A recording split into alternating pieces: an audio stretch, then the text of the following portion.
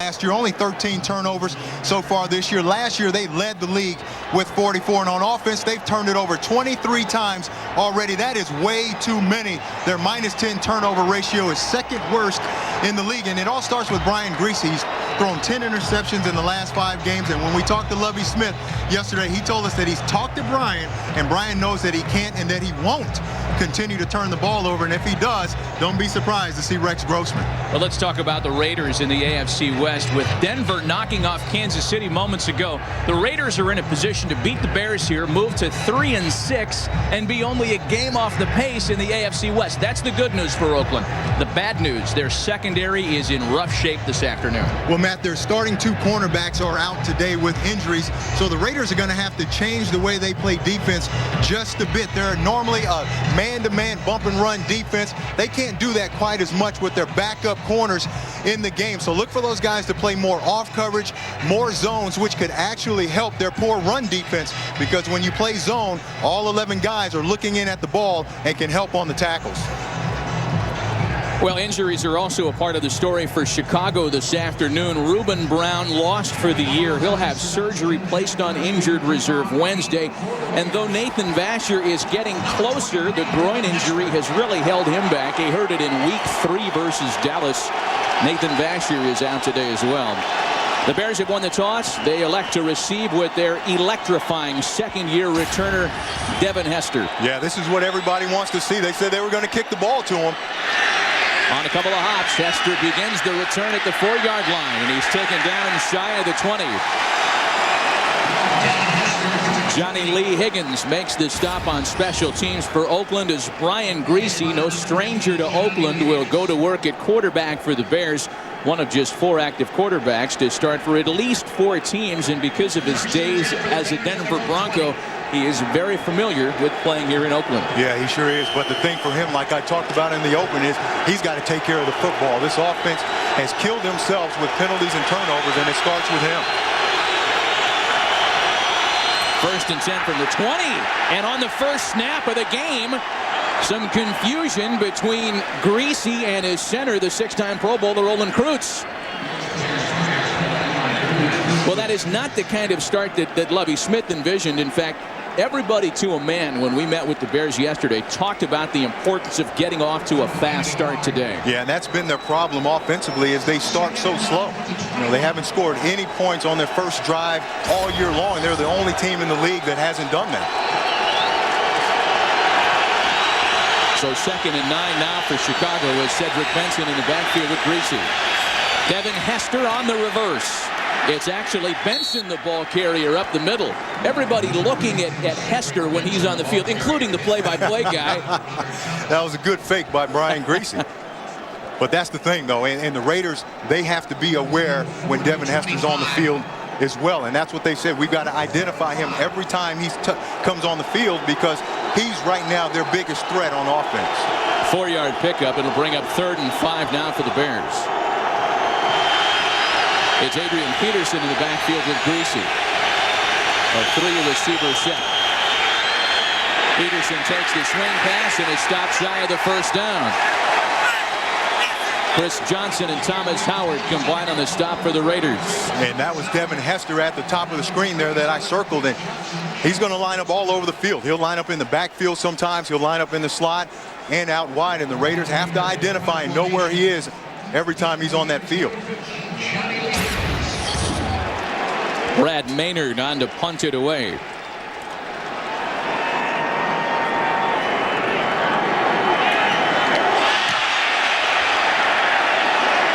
Johnny Lee Higgins, the rookie out of UTEP, doesn't call for the fair catch. He gets past the 35, and he's stopped right there. Corey Graham made the stop on special teams for the Bears after return of only 2 yards by Johnny Lee Higgins. We welcome those of you who are watching the Eagles and Redskins, where Philadelphia took care of Washington 33-25. One of a number of high-scoring early games in the NFL today. Josh McCown and the Raiders offense ready to go to work. McCown had a very rough start to the week last week against the Houston Texans. With Fargas in the backfield. McCown keeps it. with all kinds of running room. McCown past midfield and taken down at the 40 by Adam Archuleta. A 34-yard pickup by the quarterback. And Lane Kiffin was telling us they've got to do something offensively to get the momentum. Watch, they're just going to fake the handoff inside to Fargas. And this is just the college spread offense. And McCown just keeps the ball. No one expects him to do this, but he's a mobile guy that has this kind of ability. And watch at the end of the play. He doesn't slide. He tries to get every yard he can get. A career-long run by McCown. This is Fargas hurdling tacklers. He's down with another Oakland first down.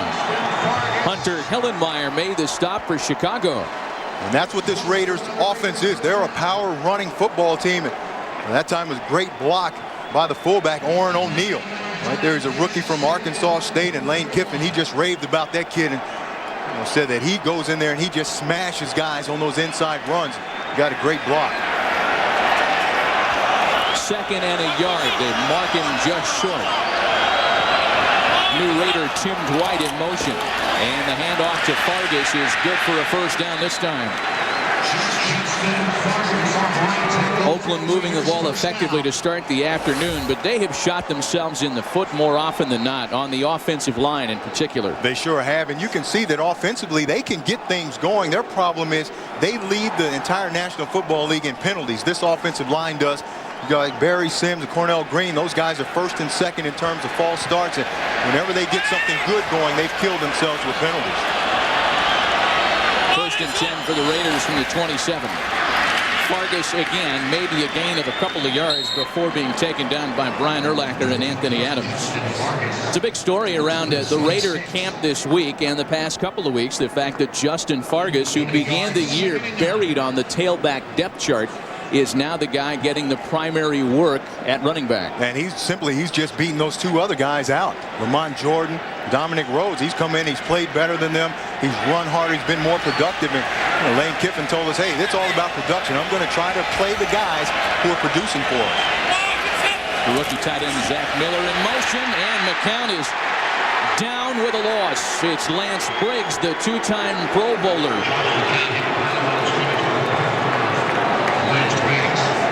You know, the Chicago Bears defense, they know that the Raiders are a running team, and they're going to put 8 guys in the box. The perception about the Bears is that they're strictly a Tampa 2 type of defense because Lovie Smith comes from Tampa Bay and that whole system down there. But that's only on passing downs. On first and second downs, run downs, they've got 8 guys in that box to stop the run.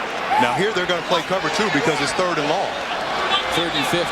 Oakland has struggled as a passing offense this year, ranked 28th in the league. McCown out of the shotgun.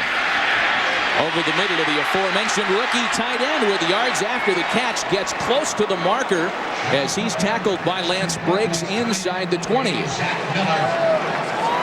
And that's what cover 2 does for you. It forces the ball to be thrown short. Brian Urlacher's the guy right here. He's going to step up in there, show blitz, and then he's going to drop out of there and play zone. And they force the ball to be thrown underneath, and now they all try to rally and make the tackle. Sebastian Janikowski on for the field goal try. They lined him up from 64 yards away last week, and he hit the upright. This will be from 38 yards out. And Janikowski is true to get the Raiders on the board first in Oakland.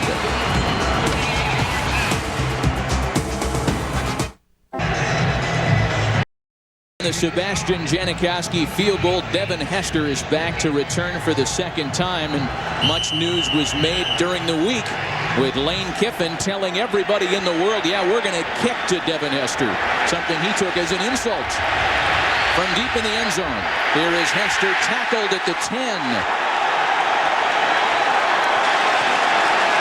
That's like the kind of noise that's made when you strike out Barry Bonds.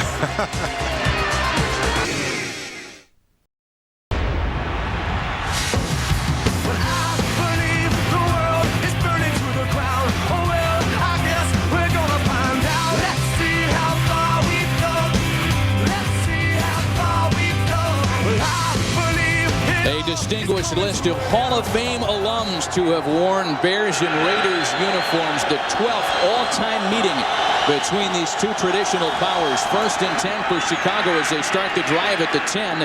And the handoff to Benson nets him 5 yards to the 15.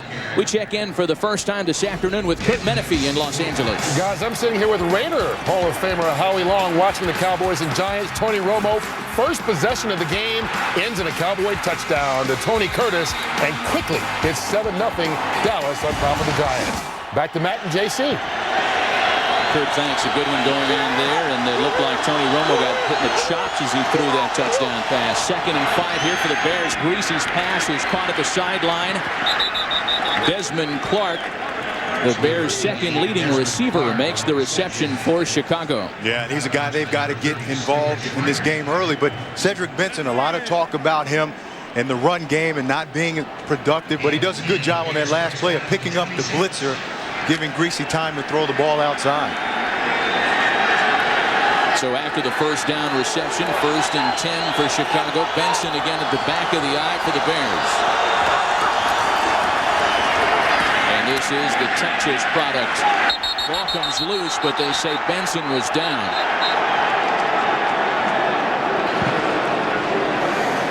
Oakland has had its trouble against the run this year, JC, something we talked about a moment earlier, but a lot of that starts up front on their defensive ends. It does, and they really expect a lot out of Derek Burgess. He had a hernia surgery in training camp, only had 12 snaps in the preseason. Hasn't been himself, only 10 tackles and 1 sack all year long, and they're hoping that he can regain his form, and they say that he's starting to get back there. If they're going to be good on defense, he's got to be one of their guys. 2nd and 8 for Chicago. The pitch back to Benson. And Cedric Benson rambles close to a Bears first down before being taken down by the tackle Gerald Warren. A gain of 7 for Chicago. And the Bears are a running team, and that's what Lovie said. He said when they get off the bus, they want to run the ball, and they haven't done a good job of it this year. And today, they've got to commit to it and stick to it. Even they may have a couple no gains, a couple runs for losses, but they've got to stick to it because this Raiders defense, they've given up a lot of yards the last 5 weeks on the ground. The Bears rank 24th in 3rd down conversion percentage in the National Football League. Benson runs for the first down here. Cedric Benson off left guard. You know, when we talked to Cedric Benson, he said he's heard all the talk about him maybe not being the right guy. And, you know, obviously last year with he and Thomas Jones here, they were a good 1-2 punch. And now that he's the guy that has to be the featured guy, he hasn't really produced it. They know that he's got to step up. He knows he has to step up. A team that has defined itself running the football for so many years has struggled in that category this season. Nickel package on the field for Oakland. Greasy's pass is caught for another Bears first down. Bernard Berrien, Chicago's leading receiver, will move the chains for the Bears, a gain of 11. Well, there's going to be some room to throw the ball today. Obviously, we talked about Fabian Washington and Nnamdi Asomugha. They're 2 top cover corners being out today. So Stanford route, Chris Carr, they've got to step in. You know, they've got to help those guys out. Those guys, even though they are decent man-to-man guys, they're not like their top 2 guys. They've got to play some zone and help those guys out, protect them. Benson tackled for a loss. Thomas Howard got in there from that linebacker spot. The Raiders defense is driven by great linebacker play, and it's Howard that makes the tackle for loss here. Yeah, they've got some good young backers. Thomas Howard, Kirk Morrison, those guys are very active guys. They're aggressive guys, but they're very athletic, and they drop back in pass coverage. Kirk Morrison has 3 interceptions. Thomas Howard has 2 himself, and both of those went all the way back to touchdowns. Devin Hester's on the field, lined up with wide receiver, split at the bottom of your screen. Clock rolling with 5 minutes left in this opening quarter. Greasy looks down the sideline again, and that one's incomplete. Again intended for Berrien. Stu Schweigert had the coverage for Oakland. Yeah, it's good coverage by the Raiders. The problem the Bears had is they only had 2 guys out in the pass pattern. So Greasy was limited in right here. Berrien goes outside. Carr just rides him. They're playing cover 2, and then here comes the safety Schweigert over the top, and then Devin Hester's the only other guy in a route. And he's on the other side, and so Greasy was very limited as to who he could throw the ball to. 3rd and 13 now. Adrian Peterson has taken over for Benson in the Bears backfield. Greasy out of the shotgun and a flag. And they may get the 12-year veteran Fred Miller for moving early on the right side of the line. Ball start. Offense number 69. 5-yard penalty. Still 4th down. Veteran official Mike Carey indeed flags Fred Miller.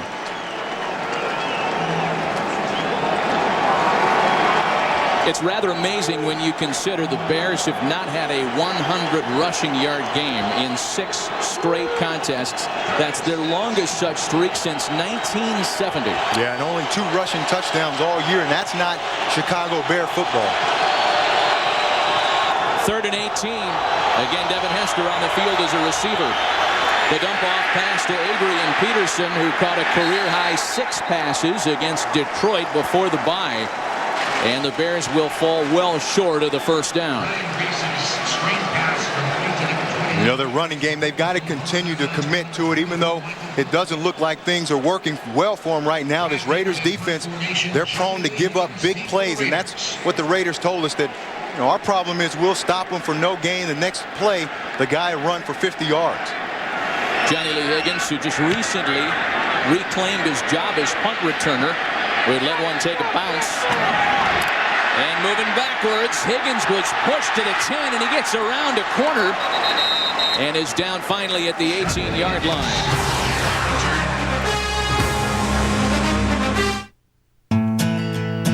John Gruden to Mike Shanahan. Madden, the Raiders have a history of very young, successful coaches, but Lane Kiffin at 2-6 has started the same way Art Shell did in his return, and North Turner going back 2 coaches ago. Oakland takes over on top 3-0. They start this possession at their 18-yard line. And McCown's 1st down pass is caught by Jerry Porter. A 1st down for Oakland, as we remind you that Fox's football coverage doesn't end when the games are over. Afterwards, stick around for the OT presented by Lowe's, where Kurt, Terry, Howie, and Jimmy bring you exclusive interviews, extended highlights, and reveal the new BCS standings. It's the OT presented by Lowe's, and it's coming up next only on Fox. I saw Jimmy and Barry's BCS standings. A little different than mine. What'd you think of that? I think they need to look at mine. Well, you got the Pac-10 represented on your stand. Yeah, Jimmy had him too, though. McCown gets out of trouble. And flags all over the field. But McCown just got out of the reach of Darwin Walker, and then flags came a-flying.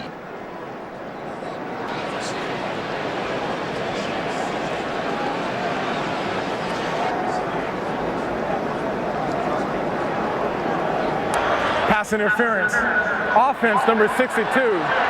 Blocking downfield before the pass. 10-yard penalty. Still 1st down. The veteran center Jeremy Newberry, and the Raiders offensive line is figuring out new ways to penalize itself. The NFL's most penalized offensive line, guilty of another one. Yeah, and Newberry's the guy up there that has the least number of penalties of all of them. But you get him starting to commit some fouls, and they could really be in trouble. Most penalized by a long shot. Wow. So it marches him back 10 yards, a 1st and 20. This is a pitch back to Fargas. And not a lot of room around the corner, as Chicago had great pursuit, led as always by Lance Briggs. Lance Briggs is back in a familiar part of the country, and perhaps showing Brian Urlacher the way. He's from Sacramento, California, and grew up a 49er fan until, that is, the Raiders decided to come back to Oakland from Los Angeles, and then he changed allegiances. Told us yesterday that his first start in the league came against the Raiders when he lined up opposite one of his boyhood idols, Jerry Rice. Yeah, and he also told us that today is like a playoff game for the Bears, and that's how they're approaching it. They have to win today. It's a must-win for them. The dump-off pass to Fargas. And there once again is Lance Briggs, who's really made his presence felt early this afternoon. And there again, in passing situations, they're going to play that cover 2 where they deny the deep ball, force the ball to be thrown short, and now those guys can rally up. And Lance Briggs, Urlacher, all those guys are very athletic guys that can run, and that's kind of what this defense is built on. They're not the biggest defense in the league, but they've got a lot of good athletes that can run. 3rd and long for Oakland. Something Lane Kiffin told us Friday they're trying to avoid. They averaged 3rd and 11 and a half a couple of weeks ago against Tennessee. And the shovel pass, and man, did Justin Fargas pay the price. Adewale Ogunleye was right there to knock him on his duff. Yeah, he read that from the very beginning. Watch it. Adewale right here. He reads it. He doesn't get up the field. He reads the play. Robert Gallery just runs right by him. Robert Gallery's got to hit him. Watch Gallery run right by Adewale Ogunleye, and now he just tees off on Fargas. So Shane Locklear is on to punt it away to Devin Hester. And you can feel the buzz of excitement swell here in Oakland. That's returnable. Hester with some running room. Still moving and down at the 30-yard line. So far the Raiders have been able to neutralize Chicago's outstanding threat. Flags are all over the field. We've got some extracurriculars after the punt return. Oh my. Like Jared Cooper, they were trying to pull out of there. You got to keep your head. You know, especially on special teams, guys are getting blindsided and taking big shots. You got to keep your composure about you, especially in a big game like this. It's a huge game for the Raiders as well as the Bears in terms of the standings. That was Charles Tillman taking a shove on a Raider. And that's what set things in motion. John Kondo not. After the ball was dead, personal foul. Offense, number 40, 15-yard penalty. First down, timeout. Well, either our cameras got the sequence wrong or the officials did. The penalty is on Cooper. They always get the second guy. Well, it was in fact Jared first in the scrum after the Devin Hester punt return, and so the officials certainly had that right. Cooper started a whole domino sequence of events, pushing a Bear, and then a Bear pushed a Raider, and they had it right on the field. So Chicago with excellent field position. They'll start things at the 46. Garrett Wolf in the backfield. And it is Wolf that takes the pitch. Tackled for a loss. He's down at the 40-yard line. Thomas Howard again for Oakland. And you know, Matt, when we go back to that penalty, you're going to see Cooper come in. He gets hit in the back of the head by his own guy right there. He thinks it's Charles Tillman, so he gets up and he's going to get Tillman right there, and that pushes Tillman right there into Kondo. So it wasn't Tillman. That was what happened right there, is Cooper thought that Tillman had kicked him in the head when in fact it was his own guy. Devin Hester split wide at the bottom of your screen. Greasy goes the other way and just overthrows his intended receiver, Bernard Berrien.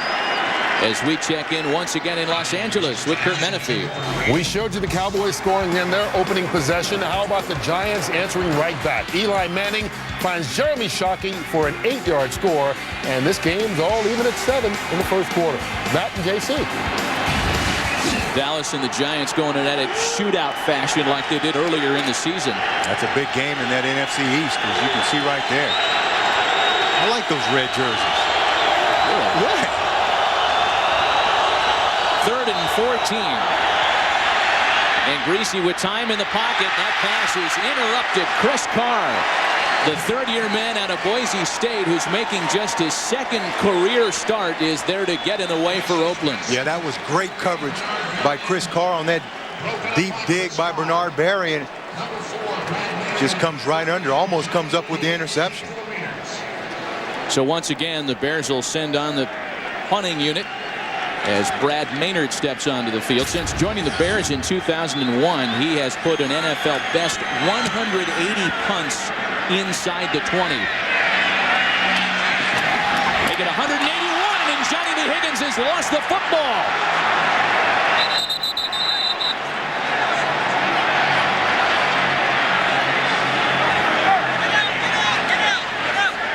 The Bears think they've got it back.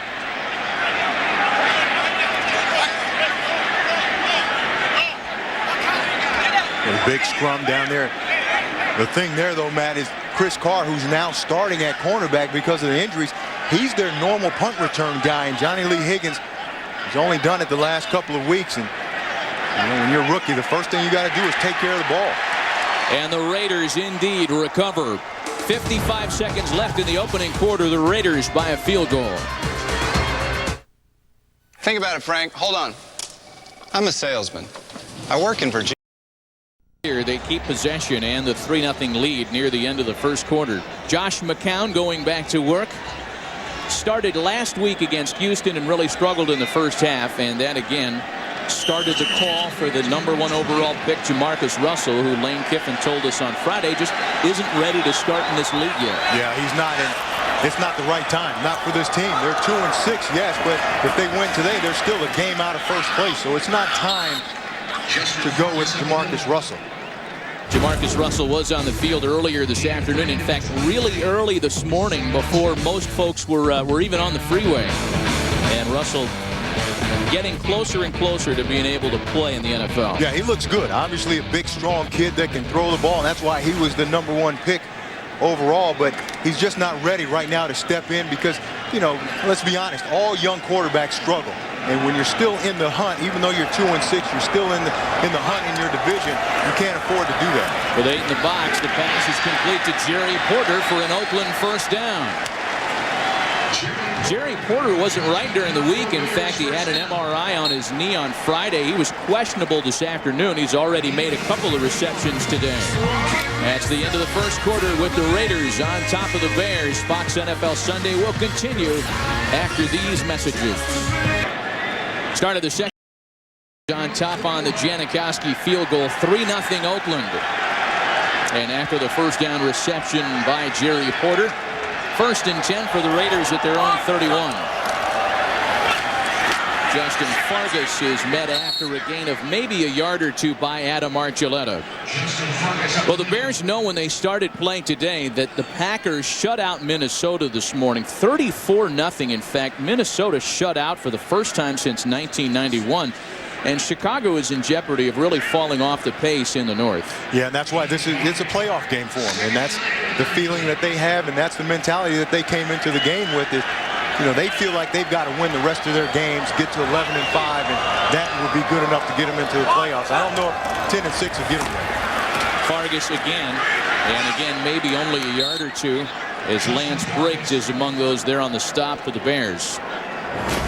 In the Super Bowl era, only 7 different NFC teams have started 3 or 5 and worse and moved on to the playoffs. And the Bears did it twice. They did it in 77 and 79, but you know, still it's an uphill battle when you start at 3 and 5. And if they do it, it's got to start with the defense. You know, obviously that's what got them there to the Super Bowl last year, and they just have to make more plays defensively. And that's what Levy said. Guys have to get off blocks. They have to maintain their gap control, and they've got to make plays.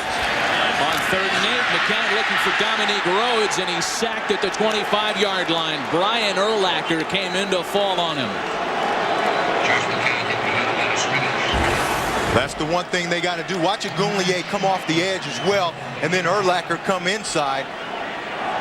Urlacher's going to keep fighting, but it's Agunlier right there that really knocks him down, and Urlacher kind of cleans him up, but now they just brought more than the Raiders had to block. Second sack this afternoon by the Bears defense, and the 4th of the year for Urlacher. So here's Shane Leckler on to punt it away, and Hester might have another shot at a return. At the 27. Got a wall. Tackled past the 35-yard line, and again the Raiders doing a pretty good job to neutralize Devin Hester early today. Quarter offense today held to just 37 yards, a couple of 3 and outs in their first handful of possessions. Greasy in the offense back to work here. The quick pass to Devin Hester is sniffed out early. Chris Carr was all over it, and Hester tackled for a loss. And obviously they want to stop Devin Hester today, not only on offense, but on punt returns. And watch 57, Ricky Brown right there. He's going to do a good job at the end of this play.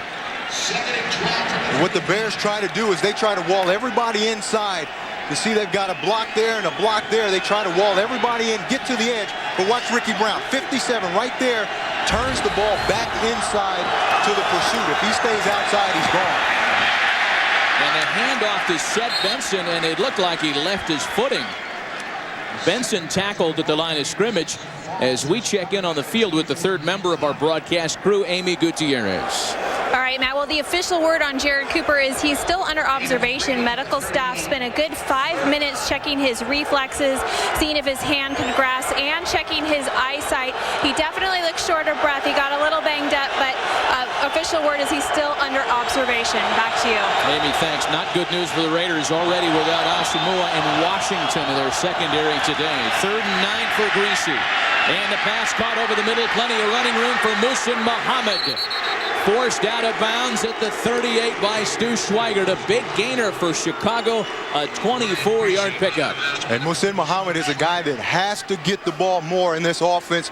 We talked about their struggles running the ball, and they're not a real vertical passing team, but a guy like Muhsin Muhammad, who's a big guy that can catch the ball, very reliable.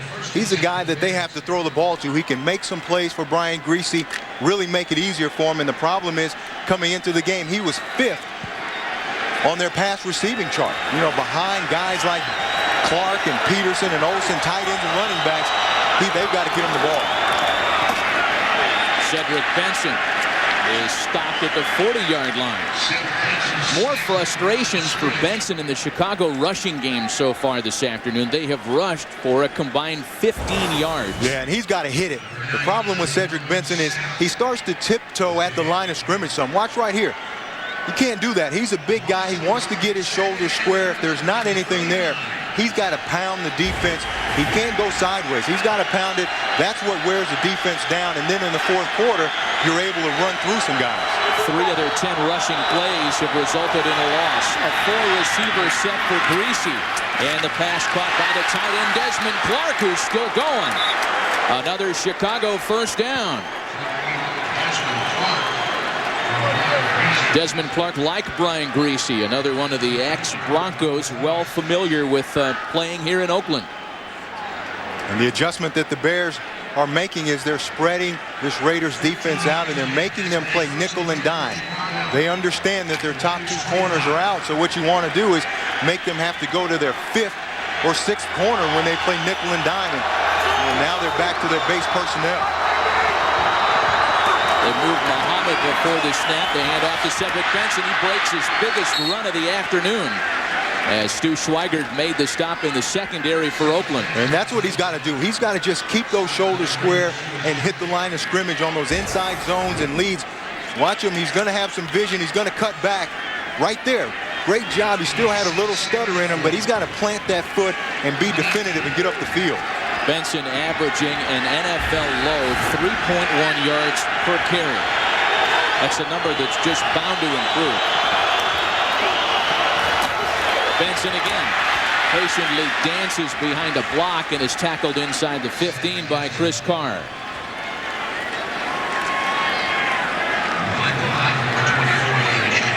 You know, with Cedric Benson, he knows that he's got to perform better. And Lovie Smith said, yeah, Cedric Benson has not run the ball as well as any of us wanted him to run it at this point, but it's just not on him.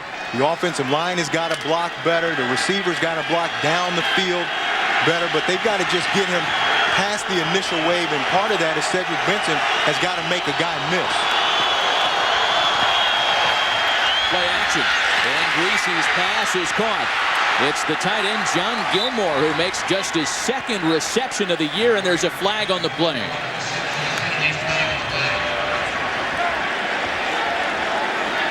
Yeah, they're going to get Muhammad just a block in the back unnecessarily. Illegal block in the back. Offense number 87. 10-yard penalty. Remains first down. Yeah, that was unnecessary. He was way behind the play. You're going to see Muhammad, number 87. Watch him. He's just going to come in on Carr, or that Stanford route actually, and you know they're way behind the play. And just got to be smarter. And you know, obviously the effort is there. You want to see a guy trying to block down the field like I talked about earlier, but you know, penalties when your offense is struggling, can't have those kind of penalties.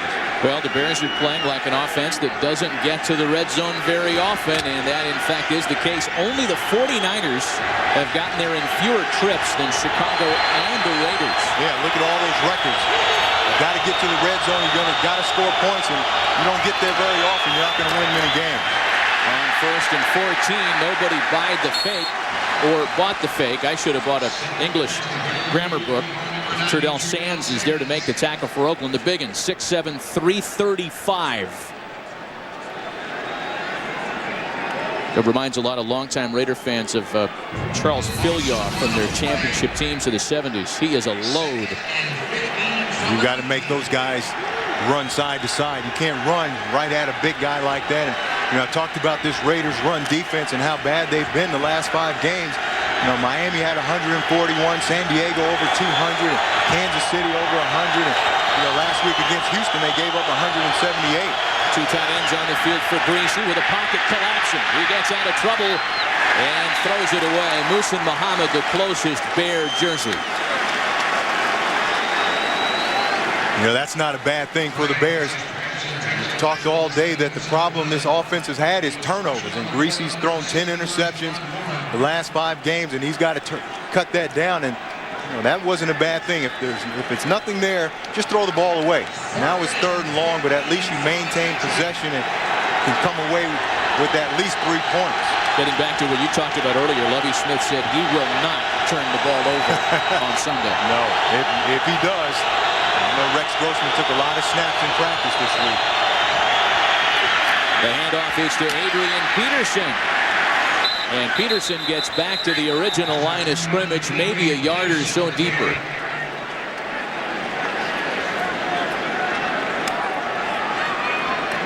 So that brings on the Chicago field goal unit. Robbie Gould, 13 of 16 this year.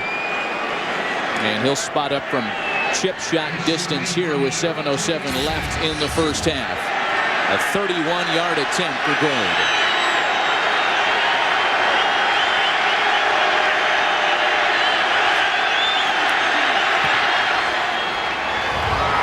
So a second quarter score that could easily be attached to the A's and the White Sox. 3-3 in Oakland. Coach, I have a question. I love Colt Coors Light. It's been a down year. Certainly the standings indicative of that. And earlier today, as we told you, it was Denver beating Kansas City. So San Diego, as troubled as they have been this year, they sit atop the AFC West. Of course, they host Indianapolis tonight at 4-4. And again, if the Raiders can win today, they're right in the middle of the conversation. Yeah, no question. And Indianapolis will probably beat San Diego. That's my prediction this later on today. And so, again, if the Raiders win today, they're 1 game out of first place.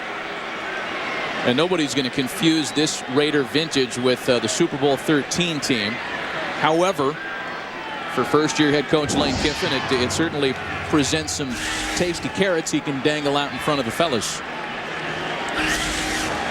He said he's learned a lot about this team and his players. They've lost 4 games in a row, and he said, hey, I'm learning about these guys and learning who I want here next year and who's not going to be here next year.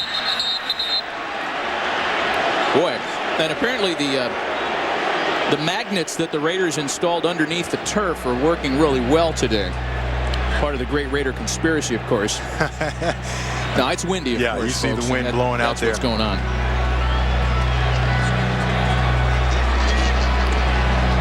Have you ever been a holder? Yeah, I have, actually. And that guy is called the safety on the kickoff coverage team. So he's the guy that's going to come down, and he's going to be the last guy in the back in case somebody breaks out. And that's why he can hold, because he's going to be the last guy down the field. Tremaine McBride, indeed, the last guy up the field as Chris Carr is deep in the end zone. He stumbles and decides to take a knee. 6:51 left in the half, tied at 3 in Oakland. Tough time getting now starting at cornerback, but they had Carr back there returning that last kickoff. So Dominic Rhodes, whatever he's done or not done, he's kind of fallen out of favor here in Oakland. 1st and 10 for McCown. Justin Fargas in the backfield. And that one is incomplete, intended for Jerry Porter. Porter well covered on the play as Tremaine McBride, the rookie 7th rounder out of Mississippi, had the play read well. McBride making his 4th start this afternoon in the absence of Nathan Vasher, who continues to once again mend the partially torn groin That's held him out since week 3. Yeah, McBride's played pretty well. In their last game against Detroit, he got beat a couple of times, but with that offense up there, they do that. Fargas with a big seam, but he takes a big hit shy of the first down. Danielle Manning knocked him on his duff. And that's what Fargas takes, those kind of shots. If you watch the Raiders play every game, he takes a big shot and he pops back up, but he runs straight up and down. He's a tough kid. Watch how high he is. He's got to get those pads down.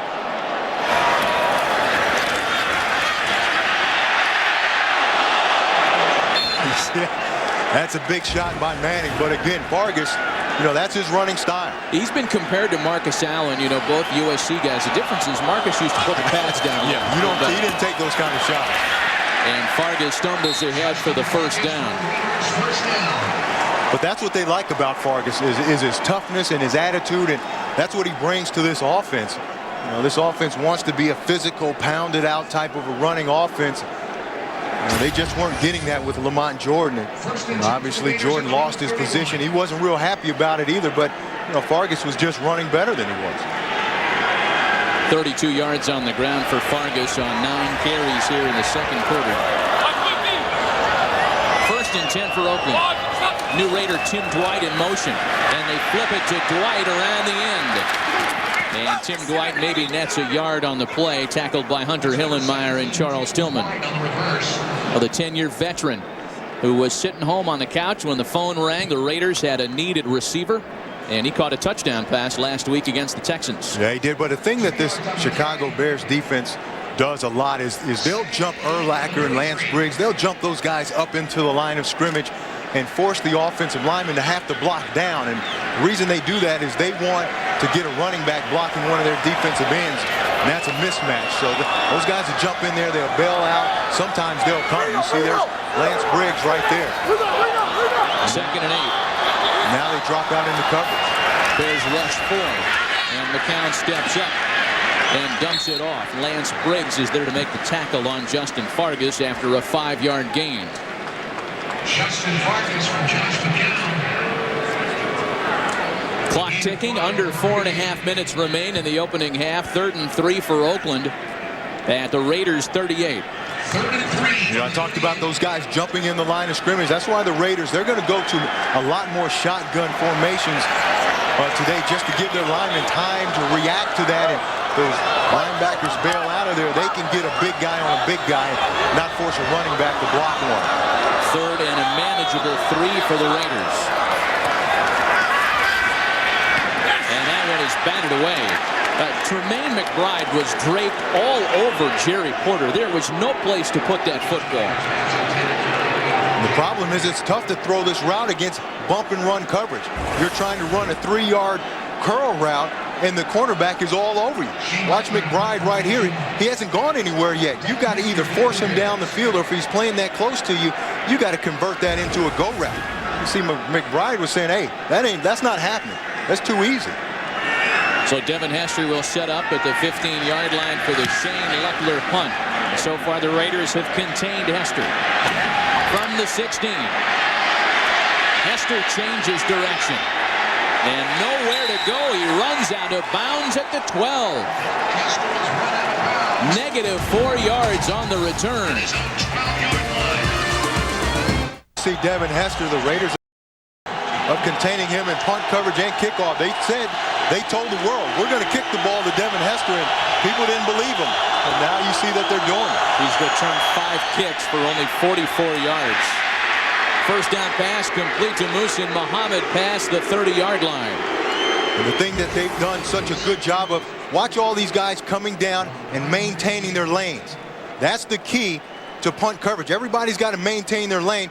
Then watch him right. He doesn't buy 86 right here. Tony Stewart, he doesn't buy the fake back here. He's going to maintain leverage outside. Everybody flows with him, and now there's nowhere for him to run. Those guys maintain great coverage lane. Cedric Benson forges ahead for a gain of 3 as we check in once again in Los Angeles with Kurt Menefee. Well, the Cowboys and Giants exchanged touchdowns early in the game and then kind of settled in. That is until Ruben Drone scores with 4.5 minutes to go in the first half, and the Giants own a 4-point lead late in the first half. Matt and JC. Well, look at the G-men in your red jerseys. You don't like them. No. You know what? That's because you're a Chiefs guy. For more on the Cowboys and Giants, go to foxsports.com/GameTracks or NFL.com. 2nd and 7 for Chicago. And Greasy's pass caught for another Bears first down. And you can hear the Bears fans making some noise here in Oakland. The cheer of Moose for Muhsin Muhammad, a pickup of 13 yards. And the Raiders, they're playing man-to-man coverage, but again, they've got the backup guys in. Look at Stanford route. Look how far off he is and inside. Now Muhsin Muhammad just breaks on that out route, and it's too far for route to come. Remember, normally in man-to-man, those guys, when they have their guys, they're playing bump and run coverage in your face. Chicago on the move as we've reached the 2-minute warning in Oakland. Here has up to the second stats, and among the early game headliners, how about Brett Favre with 351 yards as Green Bay shuts out Minnesota, the first time the Vikings are shut out since 1991. Yeah, how about Torrey Holt, though? The Rams get their first win of the year. Torrey Holt over 100 yards receiving. Mark Bolger throws for over 300 yards in that Ram win. Oh, here they come. Greasy never had a chance as Kirk Morrison, the Oakland native, drops him at the 34. And again, those guys, also the linebackers jump in those gaps inside, the A gaps between the center and the guards. And watch Kirk Morrison. He's just going to come through right there, and they turn out. They don't block down, and he's wide open. Cedric Benson, also the running back, has got to see that. He jumps outside to try to block the defensive end. You got to see those backers coming on the inside. That's the shortest route to the quarterback. After the 12-yard loss, the Bears will spend their first half timeout.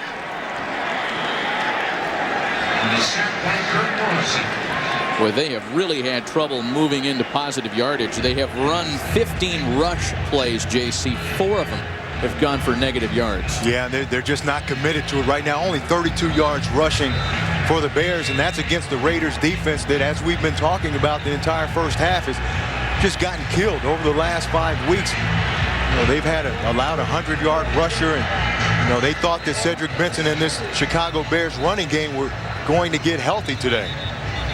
Well, look at this. It looks like Brian Greasy, who got roughed up after this sack, might not be able to finish the half. Rex Grossman starting to warm up. But the Raiders came off the football so fast, he just never had a chance. Never did. Those offensive linemen blocked out. Robert Garza blocked out. Olin Kreutz, the center, blocked down. They left that A-gap wide open. Rex Grossman hasn't played since week 3. He did take more snaps in practice this week, as JC mentioned earlier, and Grossman is back at quarterback for Chicago. They split Devin Hester wide to the top of your screen. And Grossman goes down on his first snap in some time. That's not the way you want to start when you get in the game. And like you said, Matt, and like we've said, he took a lot of snaps in practice today with the first team, so there shouldn't be any problems between he and Olin Kreutz in getting the exchange. Looks like he just pulls out of there a little too quickly, and fortunate enough to fall on the ball, but that shouldn't happen. You know, Rex has been a guy that has played a lot of snaps and, you know, has played with Olin Kreutz. It's one thing when you have a new center, you're not used to how he snaps the ball, but those guys have had many exchanges. You're talking about a 6-time Pro Bowler there in Olin Kreutz, and remember Brian Greasy had trouble on his first snap from center today. And it looks like Greasy is being taken to the Chicago locker room. We'll get to report as soon as we know what's happening with the veteran quarterback. It's in Rex Grossman's hands for now. 3rd and 19 for Chicago. After a Raider timeout, Oakland trying to get the ball back before halftime. This is Peterson, who, after a modest gain of maybe a yard or 2, is tackled by Kirk Morrison, who's really come alive here before the half. He sure has. A great job by Kirk Morrison. And we talked about him earlier, a guy that's real athletic. He's one of those kind of hybrid linebacker guys. He's not a real big guy, but he's very athletic and drop in pass coverage and fast enough to react back up on the run. He did a great job on that play.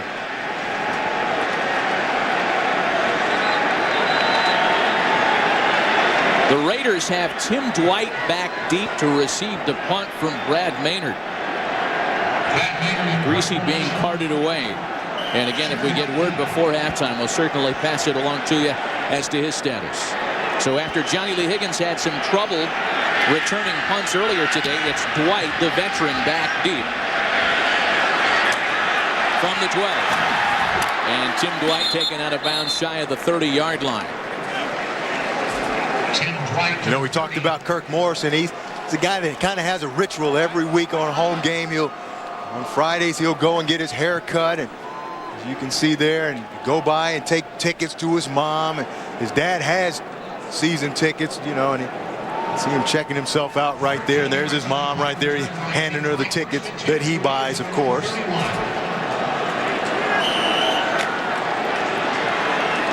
Now we got to pay Kirk for being in the Photographers Union. Yeah, and then he's on his way to the game, and that's kind of his ritual every week that they have a home game. He kind of does the same thing. Over a minute left for the Raiders with 2 timeouts before half. And it looks like the reception to Ronald Curry will fall shy of the first down marker. A gain of 9 for Oakland. Curry's first reception of the afternoon. The Raiders with one timeout remaining. And before the pocket collapses, he gets it out to Fargas, does McCown, who's tackled at the 45-yard line. First down, Oakland. So the Raiders spend their final timeout of the half, and we get a Brian Greasy update as we check in on the field with Amy Gutierrez. All right, Matt. Well, everyone saw him being carted off. The official word is he has a left shoulder injury. He's being taken in, probable x-rays, and we hope to find out more at half. Back to you. All right, Amy, thanks. And again, it's in Rex Grossman's hands from here on out, pending the halftime evaluation that they do on Greasy, and if they can get him back out there again. There was a lot of talk during the week that Grossman might play today regardless of Greasy's health. Greasy had continued to turn the ball over like he had the previous 5 weeks. They weren't going to hesitate to go back to Rex Grossman. We talked to Lovie Smith and we asked him about it. He said, hey, you know, right now we're going to do anything that we have to do and can do to try to win some games. And if that means the guys aren't performing and they have to replace them, that's what they're doing right now because they can't afford to lose any more games. First and 10 Raiders with 44 seconds left in the half. McCown from the shotgun. Ronald Curry gets out of bounds after a gain of a couple of yards. Knocked out of bounds by Charles Tillman. We remind you to stay with us for the Visa Halftime Show. A complete recap of all the early NFL action. And games that certainly affect the Chicago Bears. The Packers shutting out Minnesota. Detroit losing in Arizona. It's a 10-7 Cardinals lead in the second quarter. You see Jerry Porter there. You know, this Raiders roster makeup, they only have 4 wide receivers on their team. And you know, one is a rookie and Johnny Lee Higgins, and the other, Tim Dwight, is a guy who was on the street a couple weeks ago. So they're real thin at the wide receiver position. McCown tucked it away, and down he goes. Ogunleye was in there for the tackle and sack for Chicago. That's the 3rd Bears sack of the afternoon. And the clock continues to tick. Under 20 seconds remain. Here comes the pass rush again. And McCown gets rid of it incomplete. Intended for Tim Dwight. Josh McCown's pass intended for number 17, Tim Dwight. Now on 4th down, now you don't want to punt it to Devin Hester here. Don't give the guy a chance with 10 seconds left in the half to make a big play on you. Go ahead and kick that ball out of bounds and give him a play on offense, and that's, well, I'd like those odds better than kicking it to Devin Hester with 10 seconds to go. It certainly was a lot of conversation all week, as we talked about. The Bears used it as fodder. Hester told us himself he's insulted when he gets kicked too. As Leckler booms a big one inside the 10. Hester from the 6. Devin Hester at the goal line. He's taken down at the 2.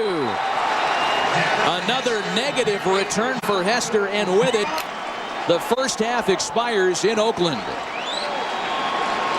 A 3-3 tie. Fox NFL Sunday continues with a Visa halftime report after these messages and a word from your local Fox station.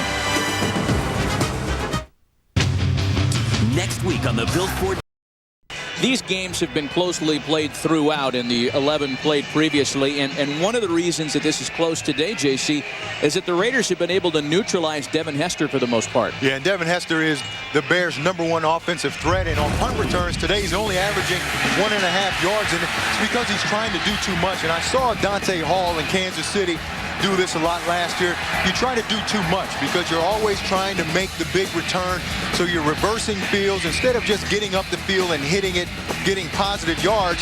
He reverses fields, and now you lose yards. And, you know, your blockers can't block for you like that. He's got to not try to make the big play, and I'm sure that's what Muhsin Muhammad is telling him right there is, hey, you can't make the big play every time you get the ball. Just hit it up in there, and sooner or later your opportunities will present themselves for a big play. So far, Lane Kiffin's Raiders have met the challenge that he made public when he announced to the media that they would in fact kick to Hester today, and that's worked out all right so far for Oakland.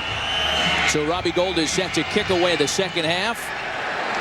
The Raiders will start on offense. A 3-3 tie, the second half underway in Oakland. Chris Carr across the 20, across the 25, and Carr is taken down at the 27-yard line as we check in on the field with Amy Gutierrez. All right, guys, well, I had a chance to talk with Lovie Smith at half, and JC, you called it early on. Because Grossman had been taking more snaps this week, Lovie Smith feels very confident about him coming in now that Greasy's left shoulder is injured. He also said defensively he's very happy with the Bears' performance, holding the game 3-3 at this point. But offensively, he said they really need to work on stuff. I said, anything in particular? He said, everything.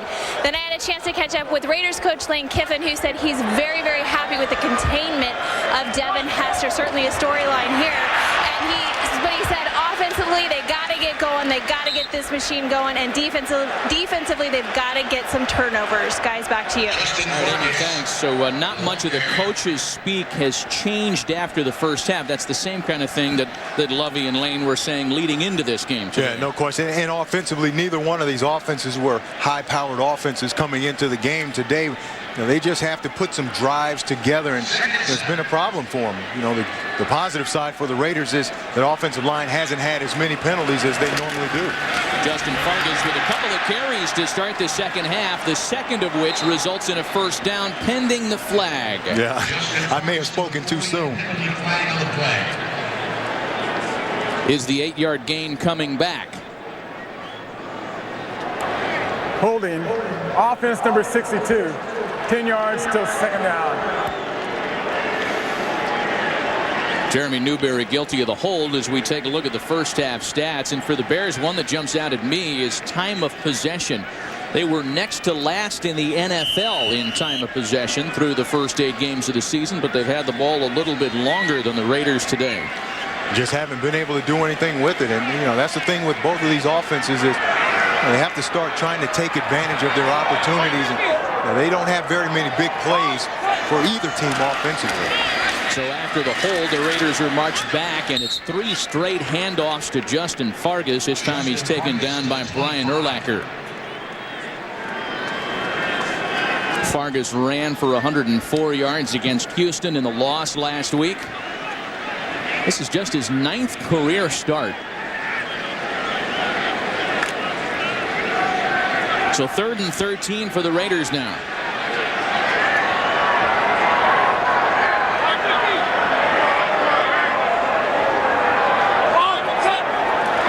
Briggs showed pressure. He drops back into coverage, and the pass is incomplete, intended for Ronald Curry.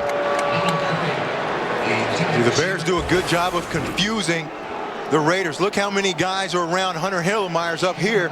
He's going to also come and now Lance Briggs is going to drop out of there, and so the Raiders offensive line, they're not really sure who's coming and who's not. It forces Josh McCown to throw the ball a little sooner than he wanted to. It's the first time Chicago has forced the Raiders into a 3-and-out. Flags on the play.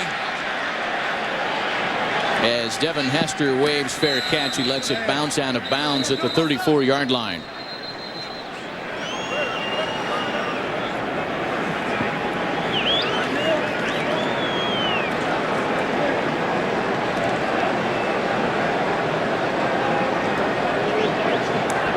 Offside defense.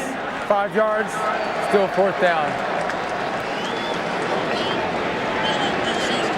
Well, Mike Carey will leave it up to our imagination to tell you who, in fact, was offsides. Decline. The penalty will be declined. It gives us a chance to remind you that after coverage today here in Oakland, the OT presented by Lowe's, a complete recap of all the scores and highlights and a first look at the new BCS standings. We'll return to Oakland right after this. Chicago's first possession.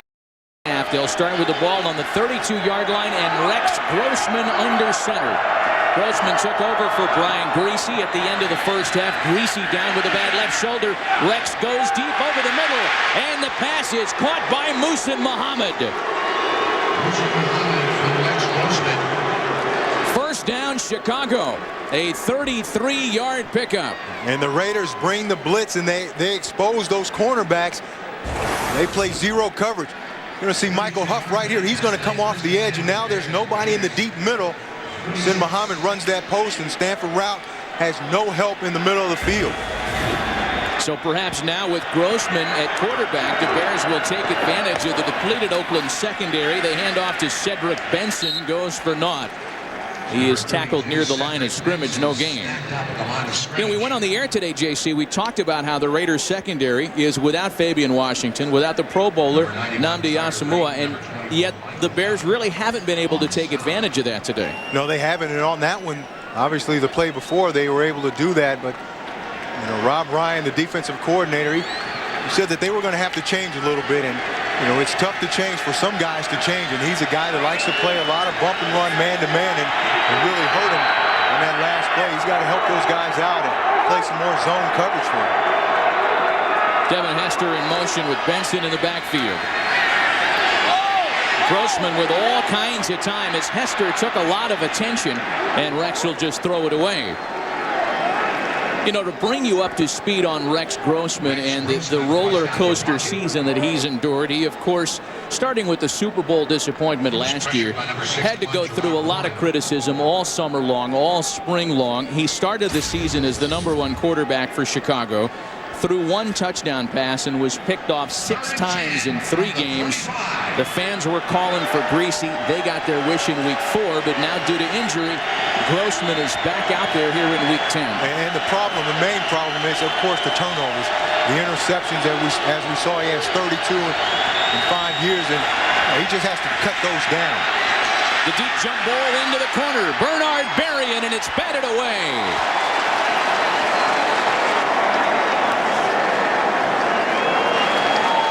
So the Central California native well defended by Chris Johnson. Some of that corner depth for Oakland. Johnson been inactive the last 3 games, and he comes up with a big play for Oakland.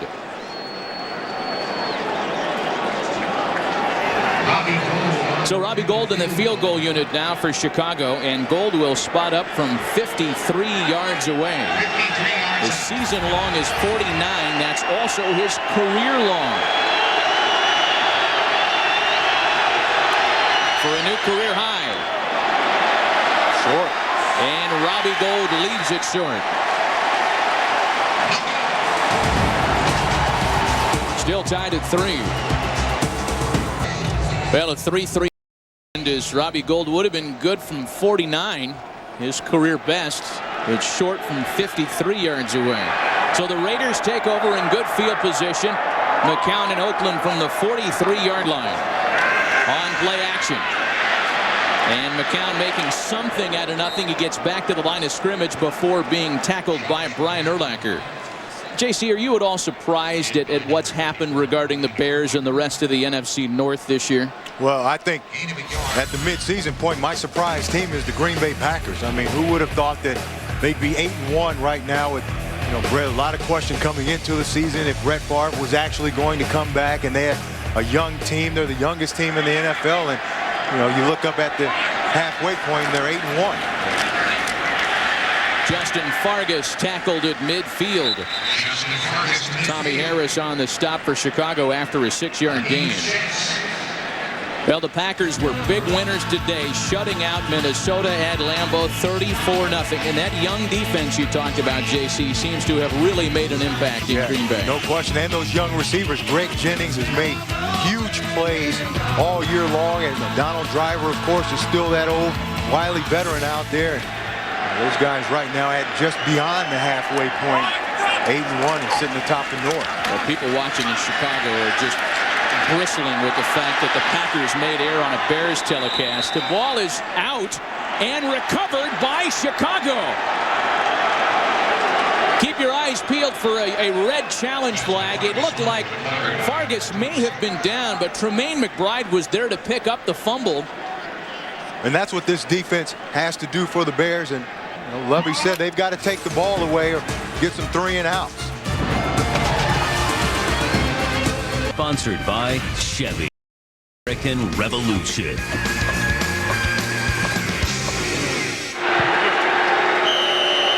Much to the chagrin of the home crowd, Lane Kiffin decides not to challenge the Fargas fumble. So Grossman and the Bears take over at the 43-yard line. Cedric Benson across the 45 and down at the 47 as he's tackled by Derek Burgess. And you see on that fumble by Fargas, the reason they didn't challenge it is because he wasn't down. Watch him come down on top of Hunter Hillenmeyer right there, and nothing on Fargas has touched the ground, and then that ball pops out. Get another look at it. He falls down on Hillenmeyer, and then that ball hits his face mask and comes out. Well, the Bears have lamented their negative takeaway advantage all year, but they take one away here in the second half, as Burgess is again there to make the tackle on Cedric Benson. It's a familiar story for the Raiders. 23 fumbles this year to lead the NFL. You know, Cedric Benson, and we've talked all game about the lack of running game for the Bears. And when you watch Cedric Benson, the thing that really jumps out at me is he doesn't make guys miss. He's just a straight ahead guy. You know, he may break a tackle or two, but he doesn't make a guy miss. And the Raiders are playing with 8 guys in the box, and somebody's always going to be unblocked, and that's the running back's responsibility to make that guy miss. On third down, Peterson in the backfield, and the pass to Peterson for a Chicago first down. And that's a play that Lovie Smith is liking more and more in each subsequent week. We talked about Peterson catching a career-high 6 balls against Detroit 2 weeks ago. And he has been used as a target out of the backfield now on 3 occasions successfully today. Yeah, and that's his strength because he gets matched up on linebackers. And that time, Thomas Howard was covering him, and he just beat Thomas Howard to the outside. Got the first down. Cedric Benson checking into the back of the eye with Jason McKee. And Grossman's pass is incomplete. The official was there to say it was on the turf when Muhsin Muhammad picked it up and tried to sell it. Almost a great grab by Muhsin Muhammad. Got those big, strong hands. He almost pulled that off the grass. See that off coverage. He's just going to run a comeback right here. Almost pulls that ball in. Muhsin Muhammad with a game-high 87 receiving yards on 4 catches today. He continues to zero in on 10,000 for his career. Cedric Benson moving a pile up to the 35. Cedric Benson off left guard.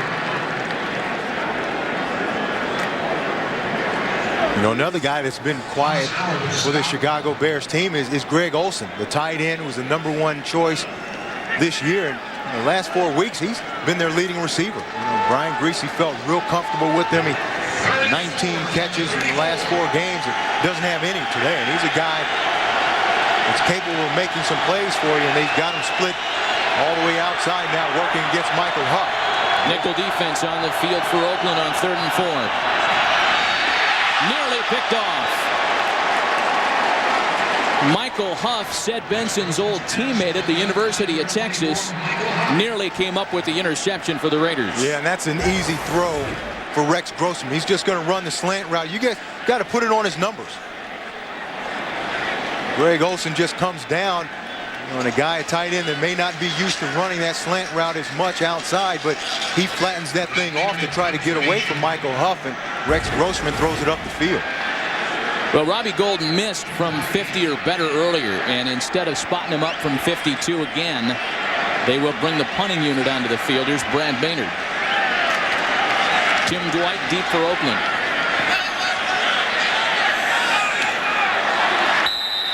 And that one bounces out of bounds inside the 5. A lot of field for the Raiders here in the third quarter. 7:51 left in the Raiders will go to work just a few precious yards shy of their own end zone. 1st and 10 Oakland from the 2.5. And flags. Ball start. Offense number 89. Half the distance to the goal remains first down. Ronald Curry guilty of the false start. You know, so much has been made of the Raiders' false starts and the offensive line in particular. There have been 10 times that the Raiders have led the league in penalties since 1972 when we started paying attention to these kind of things. Yeah, just undisciplined. On half of those occasions, however, Oakland finished with a winning record. And those were those teams when the Raiders were better in all phases of the game. They were able to overcome penalties. It has not been true of late. McCown from the end zone has to get rid of it.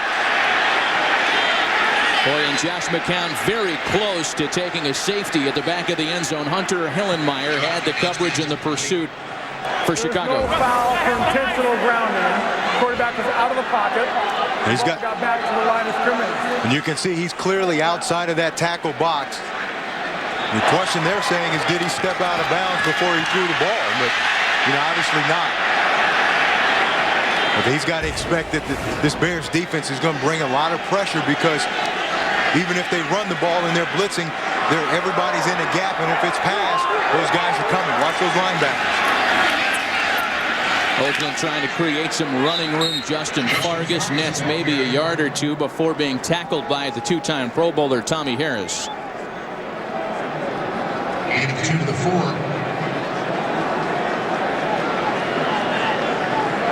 These were situations all year last season en route to the Super Bowl where the Chicago defense would smell the blood and they would swarm, create, and dominate.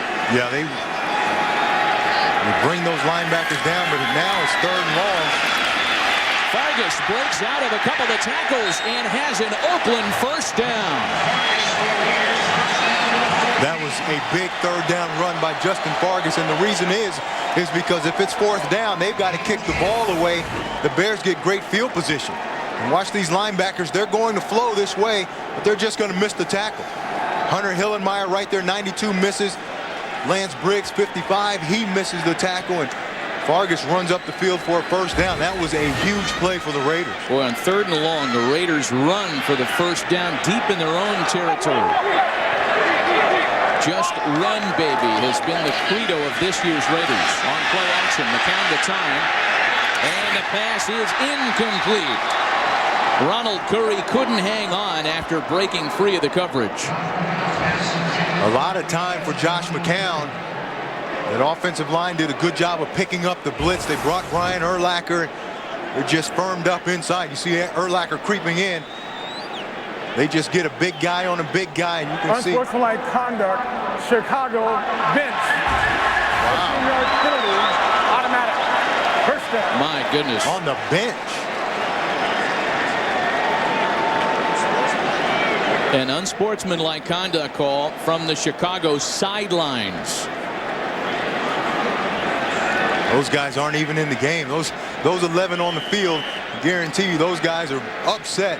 They're out there doing all they can and trying to get off the field, and the guys that aren't even on the field are causing them to give up yardage.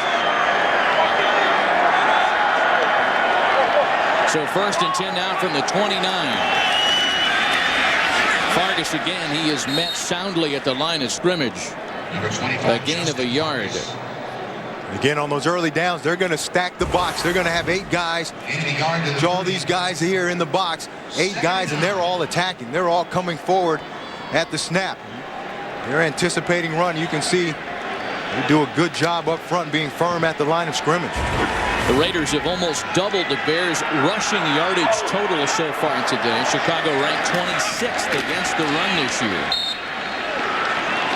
Hillenmeyer and Urlacher combine on the tackle of Justin Fargas.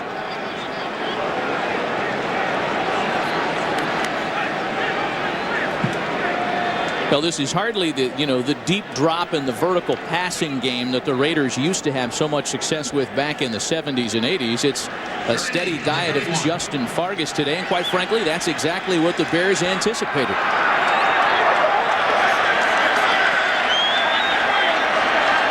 Those linebackers up in those A-gaps right there, Urlacher and Lance Briggs. 3rd and 8, look out. McCown gets it away before being taken down by Hunter Hillenmeyer. And again, it just messes up the blocking scheme of the Raiders. And then Josh McCown, you can see the frustration there. He just has to throw that ball away. So after the Bears bench shoots itself in the foot, the guys on the field are able to come up with the stop and give Devin Hester another opportunity at a Shane Leckler return. Yeah, and what he's got to do is he just has to hit it. He can't dance around and change directions and cross fields. He just got to catch it and go. Big punt. That'll back Hester up to the 11. And there goes Devin Hester. Flag is down on the field.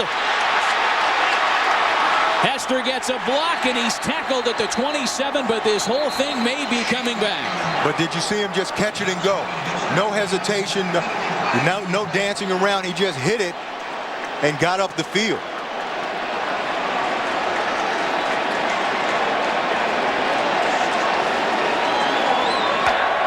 During the kick, holding by the receiving team, number 94.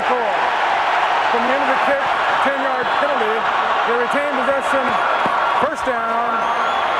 Timeout. Brendan Badejo, a Santa Cruz, California native, brings back a 63-yard return.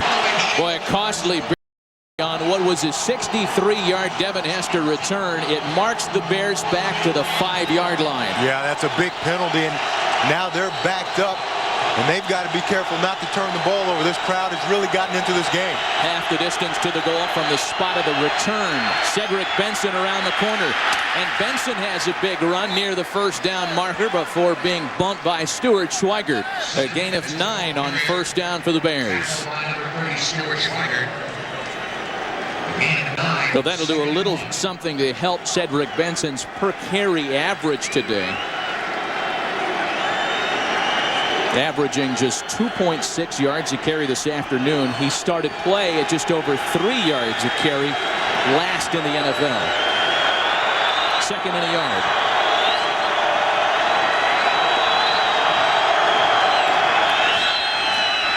Benson dancing and taken down by Big Turdell Sands as we check in with Big Kurt Menefee in Los Angeles. Hey, and I think that Tony Romo's partying right now. He had 4 touchdown passes in the Giants in the opener. This is 3rd in the game today to 3 different wide receivers. Terrell Owens taking the latest, and Dallas takes a 24-17 lead. Matt and JC. Thanks, Kurt. And you know what it is? He let you go. I thought he was going to hit you with the little mat. He couldn't hear me. Oh, okay. It's the red jerseys. How do you have a team named Big Blue and they're wearing red jerseys? Wow. I'm still on the Big Kurt, and then he didn't come back. Well, meanwhile, 3rd and 5 here. Boy, and the Coliseum is as loud as it's been all afternoon. Flags in the secondary. Before the snap, delay, offense. Half the distance to the goal is still 3rd down. Well, it's a couple of Bears penalties that have been most noteworthy here in the 3rd quarter. The one that brought back the 63-yard return, and a delay of game penalty here. And now it goes from 3rd and 5 to 3rd and 10. And, you know, it makes it tough on an offense that is not really a passing offense anyway. So it's going to be tough for them, and they could give up good field position to the Raiders if they don't convert this first down. Grossman 2 of 6 for 43 yards since entering at the end of the first half for Brian Greasy. From the end zone, he dumps it off to Benson. And Benson is taken down at the 15-yard line. Very close to a first down for Chicago. Yeah, good effort by Benson, and he made a guy miss, and that was one thing I talked about earlier that he wasn't doing a lot of. And that time he catches the little check down and makes a guy miss. and gets up the field and gets a huge first down for the Bears. They do, in fact, move the chains. First down, Chicago. 1st and 10 from the 15.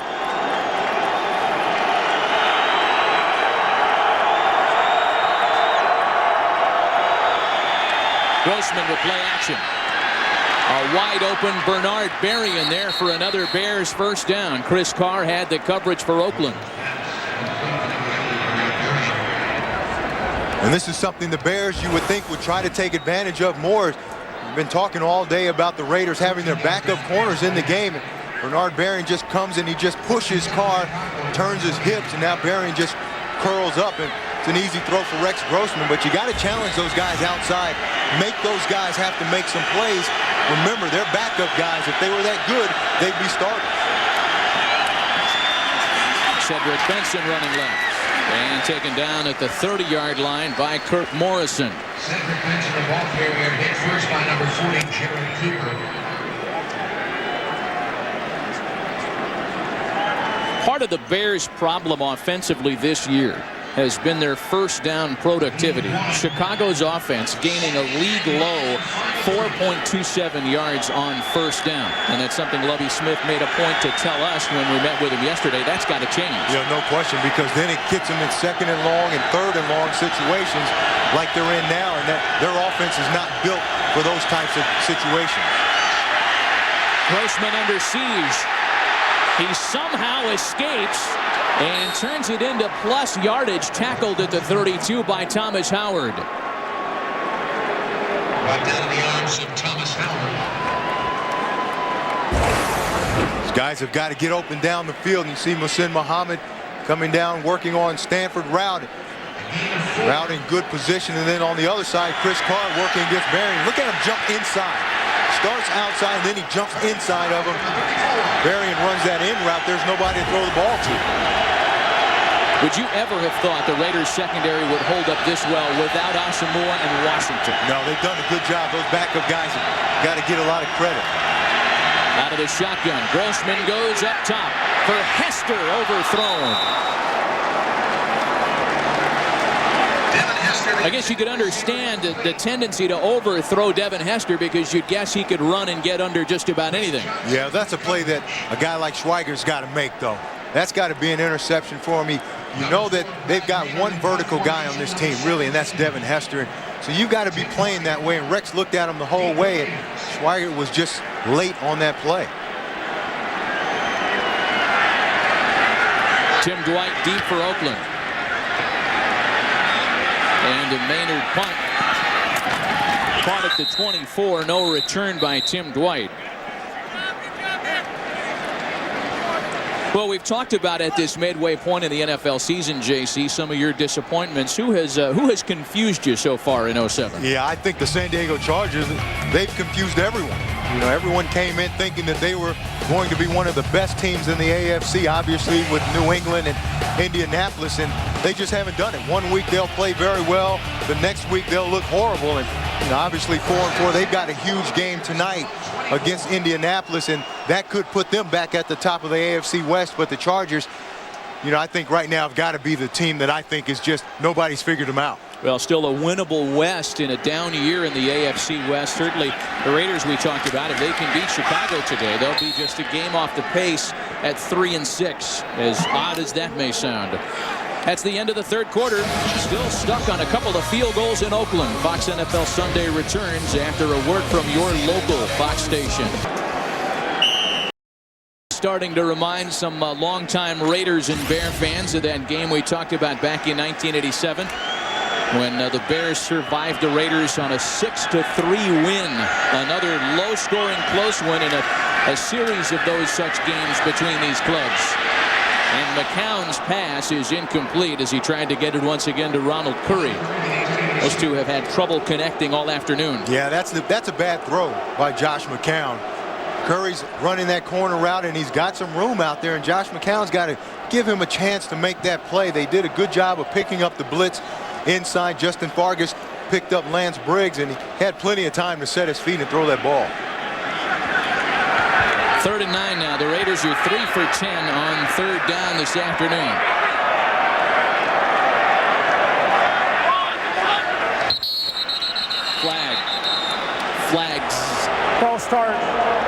offense, number 74. 5-yard penalty is still third down. Well, there you have it. Cornell Green guilty of the penalty as we check in quickly with Kurt Menefee in Los Angeles. Well, the Lions getting a hold at Arizona. Kurt Warner finds the tight end Leonard Pope. Pope's first ever 2-touchdown game. More importantly, Arizona's on top 24-7 in the third. Back to Jumpin' JC and Mini Matt. There you go, Kurt. You did that. I knew. Hey, You baited him into that. yeah, my man had to come back. There you go. Mini Matt. I'm going to use that from now on. 3rd and 14. Another flag. False start. Offense, number 89. 5 yards, third down. I don't know what Ronald Curry's doing offsides twice today. It makes no sense. I mean, you're the wide receiver. You've got to line up looking in at the ball anyway. It makes no sense for a wide receiver to jump off sides. That's the second one he's had today. Second false start in this drive for Oakland. It backs him up again. 3rd and 19 now. Yeah, and all you do here is, either run the draw or throw a little check down pass. You don't want to get in any trouble and throw an interception. It is Fargas and the draw, and a productive one at that will still fall shy of a first down as he's tackled at the 30-yard line. A 15-yard gain for Fargas. Devin Hester with yet another opportunity at a return. Yeah, and you saw the last time even though he got called back, he had a big 63-yard return. I don't think you kick it to him anymore. Their offense is obviously struggling. Your defense is playing well. Why give this guy an opportunity to make a big play against your special team? Well, the first 40 kicks by an opponent to Devin Hester, 20 of them were kicked away from him. Leckler comes after him here. Got a shot again. From the 15-yard line. And Devin Hester is tripped up at the 23 by Isaiah Ekajuba. Great pursuit by the Raiders again. Bud Light, always.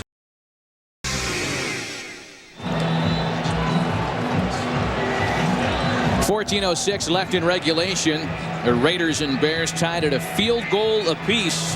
Devin Hester close to making something happen a couple of occasions today, but for the most part, the Raiders have been able to contain the biggest threat on the field. Yeah, they have been, but they're playing with fire because on that last return, Devin Hester almost saw a seam and almost got through, and if he would have gotten through that, he might still be running right now. And I don't think you give a guy like that an opportunity to make a big play on you, especially when that Chicago offense has struggled as bad as they have today so far.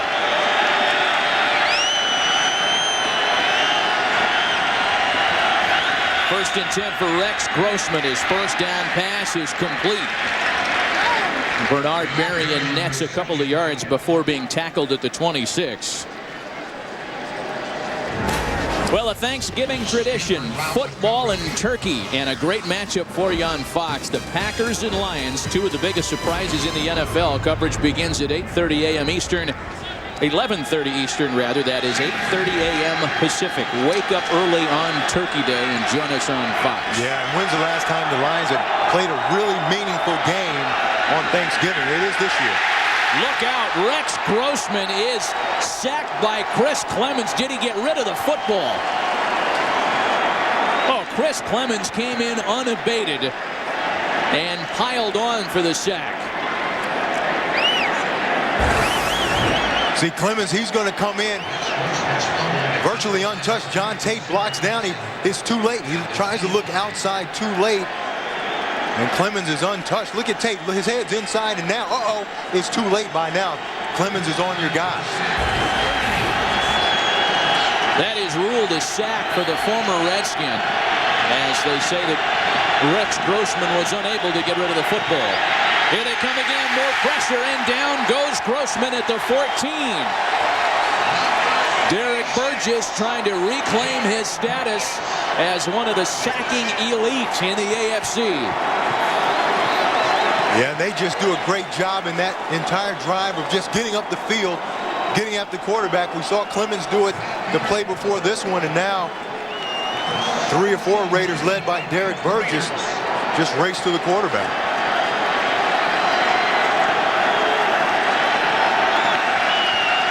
Brad Maynard on to punt it away to Tim Dwight.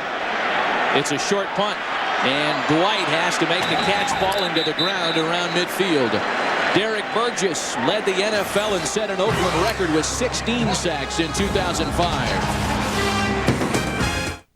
They go unnoticed, but Tim Dwight right here of running up and catching this ball, because it saves the Raiders at least 10-15 yards in field position if that ball hits the ground and bounces. Now they've got the ball at midfield because of his great effort of getting up there and catching the ball. Biggest test of the afternoon for the Bears defensively as the Raiders start with their best field position of the game, as Hunter Hillenmeyer is there to make the tackle on Justin Fargas. Fargas has had all kinds of opportunity today. 20 carries for 78 yards. You know, a guy that's kind of been quiet is Brian Urlacher. He was their big guy, or is their big guy on defense. And, you know, he's been battling that back injury. He's got that arthritic back. And, you know, and just watching him play, I think it's a little worse than he's letting everybody onto, because he's not moving the same. Dominique Rhodes with his first carry of the game is good for a couple of yards. Adam Archuleta makes the tackle. You know, in the pregame, he and Dante Culpepper had a couple friendly words, and you can see him trying to stretch that back out, and Dante's going to come and hit him on the back. And watch the face that Urlacher gives him. He's like, what, on my back? And then he sees, notices it's Dante, and, oh, hey, what's going on, man? And Dante apologizes for hitting him on that sore back. And, you know, I think that back is bothering him, like I said earlier, a little more than he's led them to believe. We have not called Brian Urlacher's name very often today by his own standards. McCown's pass is nearly picked off. Trumaine McBride was close to an interception once again, as that one was intended for Jerry Porter. And what a great play on the ball by McBride. And remember, this guy's a rookie, and a lot of rookies are afraid to play the ball because they think they're going to get beaten. And he does a good job, and when a cornerback plays the ball, it shows a lot of confidence that that guy has in himself. Trumaine McBride's gotten better and better every week, starting once again in the absence of Nathan Vasher, the 7th rounder out of Mississippi. Shane Leckler on to punt it away once again. Hester will let this one bounce as it checks up inside the 5. A lot of field for Rex Grossman and the Bears. This January 5 to the greatest week in college football, beginning with the Allstate Sugar Bowl, the Tostitos Fiesta Bowl, the FedEx Orange Bowl, and the Allstate BCS National Championship game. College football's biggest games this January, only on Fox. The Bears will once again start a drive within the 5-yard line as Cedric Benson nets maybe a gain of 2. Cedric Benson, the ball carrier. Well, speaking of the BCS, you're going to get all kinds of grief over this. No, listen, obviously Oregon, I think, is the best team in the country. And you might say, where's Ohio State? Well, they lost to an Illinois team with 3 losses. So they're not in my top 5, but they could get back in there.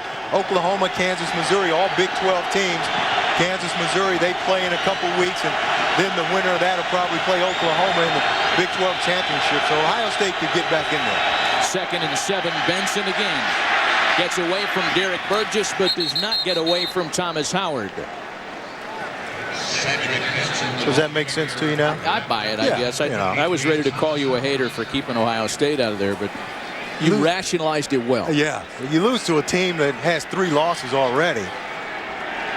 It's tough to keep you up there in the top 5. And just a note for all the people watching back in Rockford, Illinois. Quit sending us text messages about the Salukis, okay? Southern Illinois is not in the conversation. Not in my top 5. 3rd and 2.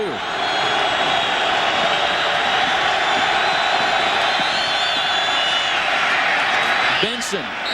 And it looked like he pushed the forward pile just far enough for a Chicago first down. You know, say what you will about Cedric Benson and the low average yards per carry and what has been a tough season for him. He will grind for the difficult inside the tackle box yards. Yeah, that's the kind of runner he is, but he's not the guy that's going to break out and go 80 on you. His longest rush of the season is only 16 yards, and he's the only guy that, you know, this team doesn't have a 20-yard rush all year long. So they've got to find some explosion plays in the running game. Play action. And Grossman with time. And room to get outside. The pass is incomplete. Tried to get it to Desmond Clark.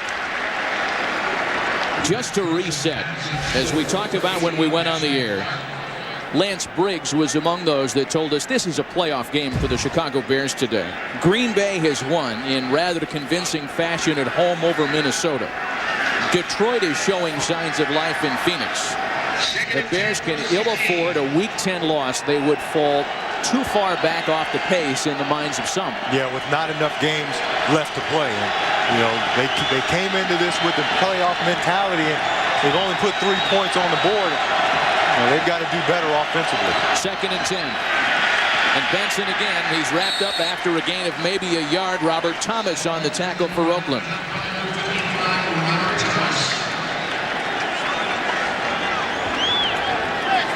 Once again, the Packers moving to 8-1 with the victory today. Detroit is in action, trailing in Phoenix. It's 24-14 Cardinals. And then you find Chicago at 3-5.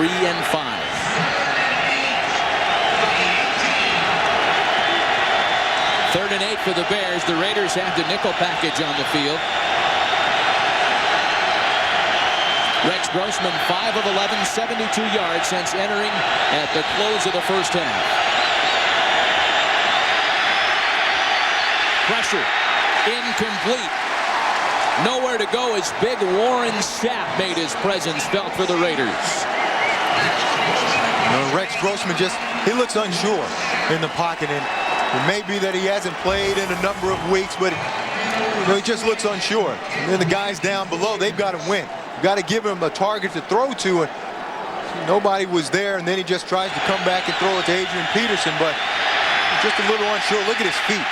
You can always tell a quarterback's kind of unsure in the pocket because his feet are always moving, never sets him and looks down the field. It's Tim Dwight now. The Raiders should have good field position once again. Dwight still on his feet and tackled at the 46-yard line. The 7-time Pro Bowler Warren Sapp leading the way in a 3-3 tie. Tie 8:01 left in regulation. Josh McCown looking for his first completion here in the second half, and great field position again for the Raiders. They'll run it again with Fargas, who, by the way, was taken into the Raiders locker room during the last Bears offensive possession for observation on his hip. And apparently they have observed that Justin Fargas is okay to continue. Yeah, he's not coming out of the game. Not with that mentality. He's a tough, hard-nosed kid that is getting an opportunity to be the starter. It's going to take more than just a hip injury to get him back out of that lineup. 2nd and 9. And Fargas again to midfield. You can hear the fans voicing their displeasure at the play calling. Yeah, and you know, with a guy like Josh McCown, he's not a pocket passer. You've got to get him outside. You got to roll him out, bootlegs, sprint out, give him a chance to make some plays with his legs like we saw in the opening drive of the ball game. And that's what they've gotten away from. They've got him just sitting in the pocket. That's not his strength. Justin Griffith, the fullback, the lone back with McCown on 3rd and 8. And on the passing down, the short drop and the completion over the middle, and Oakland first down. Zach Miller there on the reception, the rookie tight end out of Arizona State. And what he did very well on that play was pump the ball. And when he pumped the ball, that makes the defense hesitate for just a second. And now he just comes back to Zach Miller inside.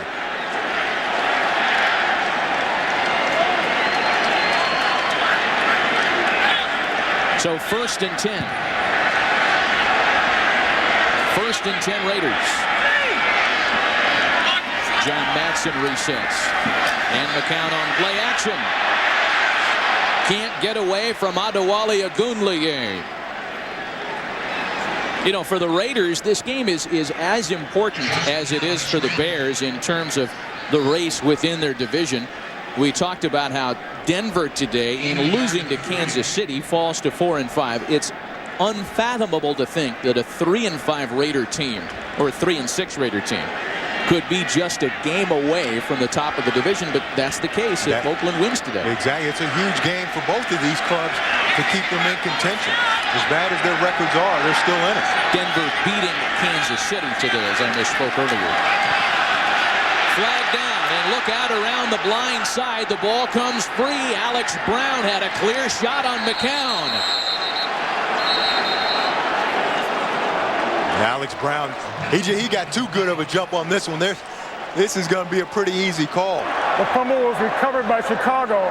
However, offsides, defense, 5-yard penalty, still second down. You're going to see Alex Brown up here. Watch the jump he gets on Barry Sims. He's in that sprinter stance. That's a 40-yard dash time right there. That's how you run a 40. That's a great start. Too bad it was a little too early. It's also how you cheat on Sony PlayStation. You moved the guy early.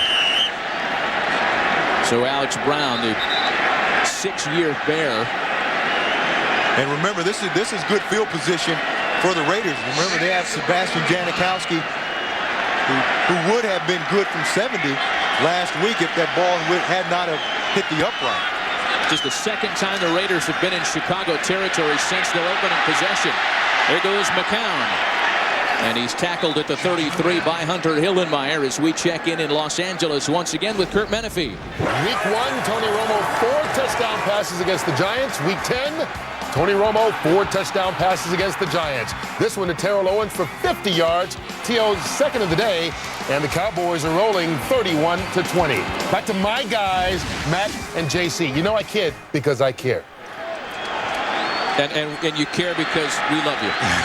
More on the Cowboys and Giants. Go to foxsports.com/GameTracks or NFL.com. Justin Fargas meant for a loss. Alex Brown not jumping off sides that time. Yeah, those guys are getting off the ball up front. Alex Brown, Adewale Agunleye. Watch those guys come off the ball. Everybody up front. Watch how fast they get off the ball. Alex Brown inside, fights off the block. Agunleye comes off the edge.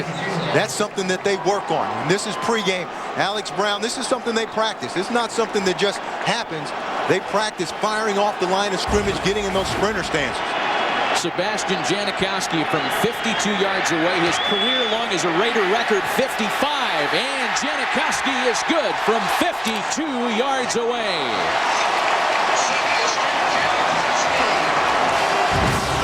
That's why you can make a kicker a #1 pick.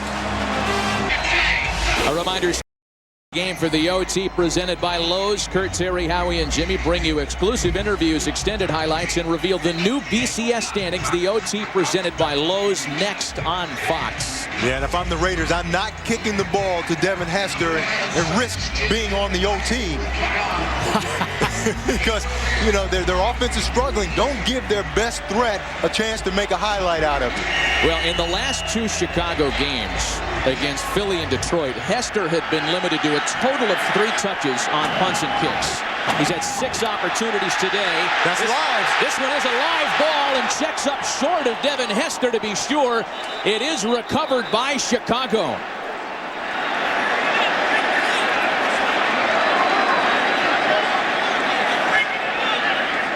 Great kick by Janikowski, that pooch kick, and the Bears weren't ready for it. They didn't know what to do. Their up guys ran and tried to get into the wedge, and nobody caught the ball. Why, he's just going to kick this ball right in this area over here, and watch those guys. They're going to leave the ball, and they run into each other. And that ball is live down there, and the Raiders almost come up with it. Well, you had Tommy Harris and Israel Adonijay knock into each other. And then Adrian Peterson whiffed at it.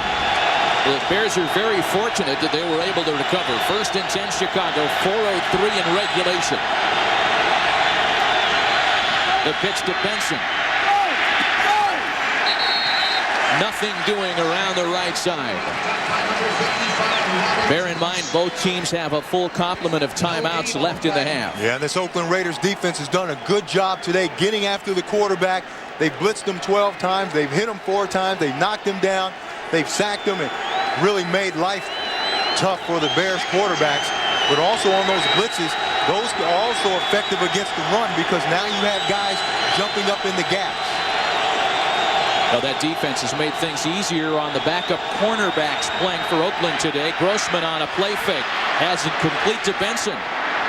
And Cedric Benson is out of bounds with a 1st down for Chicago. Cedric Benson. Good little dump off to Cedric Benson, and you got to use whatever you have to use right now. You're trying to get in this field goal range, and what he did was use the referee in the middle of the field to knock off Robert Thomas. Watch Robert Thomas, number 55. He's going to play Cedric Benson, and watch what happens to him. He runs right into the ref and gets picked off. 1st and 10 for the Bears at the 41. Grossman with the big ball up top. Touchdown, Chicago! Bernard Berrien! A 59-yard touchdown strike.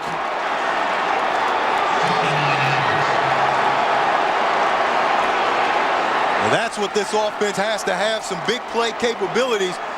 Rex Grossman threw a great ball, put a lot of air under it, allowed Bernard Berrien to just run under that ball. Look how surprised the sideline is, man.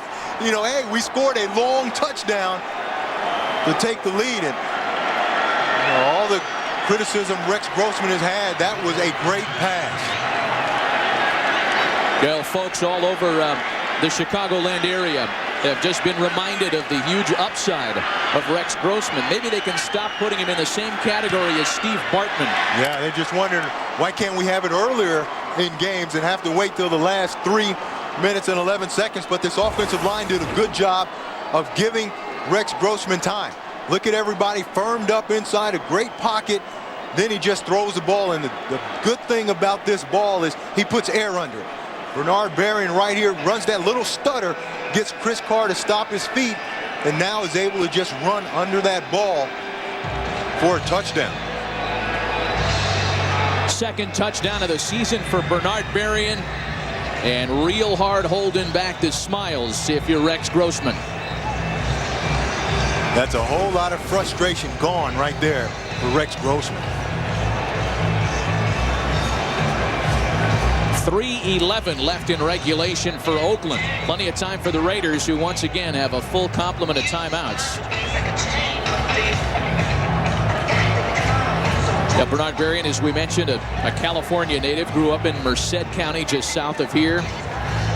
Fresno State guy, and among the Bears, playing in front of a lot of friends and family here in Northern California today. One big strike, the 59-yard TD catch by Bernard Berrien. His longest reception of the year comes on Rex Grossman's longest completion of the year for Chicago. Yeah, against Chris Carr. Those that's the life of a cornerback. Those guys have played well all day long. You give up one play for a touchdown, and now you're the GOAT.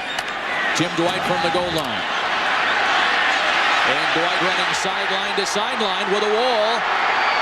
Tim Dwight taken down at the 30, a 30-yard return from the 10-year veteran. You go back to this, Chris Carr's got to force him to release inside where the safety is. He lets him release outside, which is a free release, and now this stutter step right here forces Carr to stop his feet, and now Schweigert can't get there. He's too far away because he released down the sideline, and you played well all game long in that one play.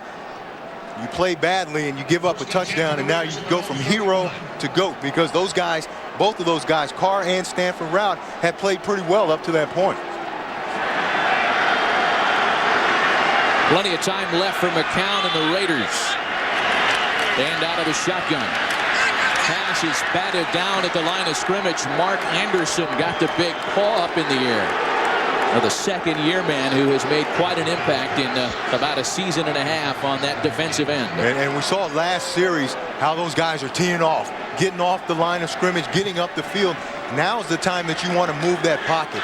Move Josh McCown, whether you bootleg him or sprint out. And now that buys him extra time, and those guys can't just converge on him, and he can try to look down the field and make a play. The Bears dressed 7 defensive linemen today. All of them have played. Fresh legs defensively for Chicago. Pocket collapsing on McCown as he squirts away and has the pass caught by the tight end Zach Miller. And now they're saying no catch. That ball was in the dirt. It is an incomplete pass as Miller picked it up off the turf. And again, they're not giving McCown a good chance. Gounlier comes off the edge, and watch how fast the pocket collapses on McCown. It forces him to run outside, and now he's got to come and throw across his body, rolling to his left and trying to throw the ball. And that ball just squirts out of there, but just roll him out, get him away from some of that pressure. The Raiders 4 of 14 on 3rd down this afternoon. Great jump by Agunlie. Oh, look out. More pressure. Agunlie again. McCown with all kinds of time now. I mean, all kinds of time. The deep ball for Dwight is incomplete.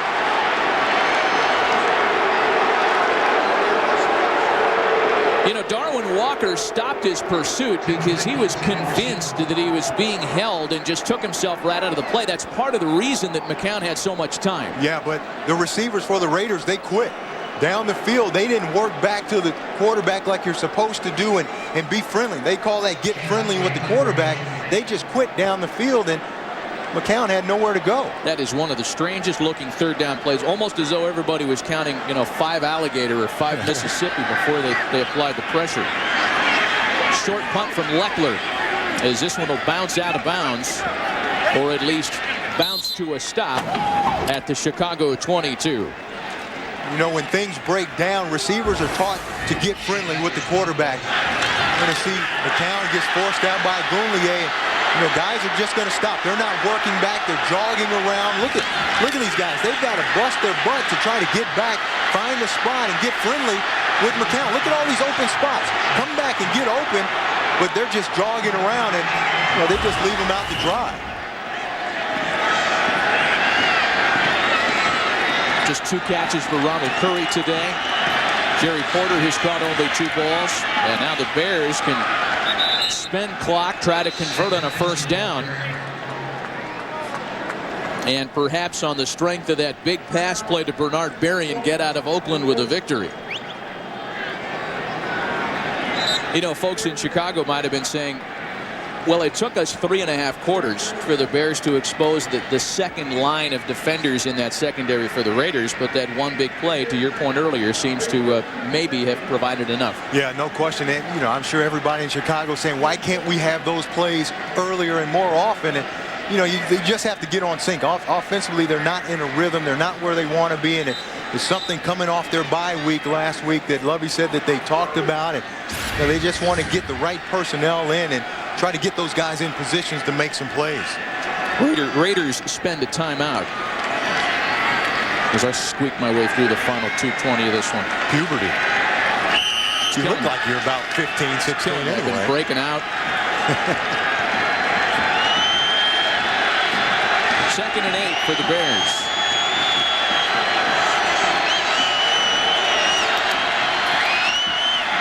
Benson. Next up for Chicago, at Seattle next week. And then it's home for Denver and the Giants. But the way the Packers and Lions have really run away, or started to run away, in the NFC North, I don't think the Bears are going to worry about 2-3 weeks down the road. Lovie Smith, as any head coach, has just preached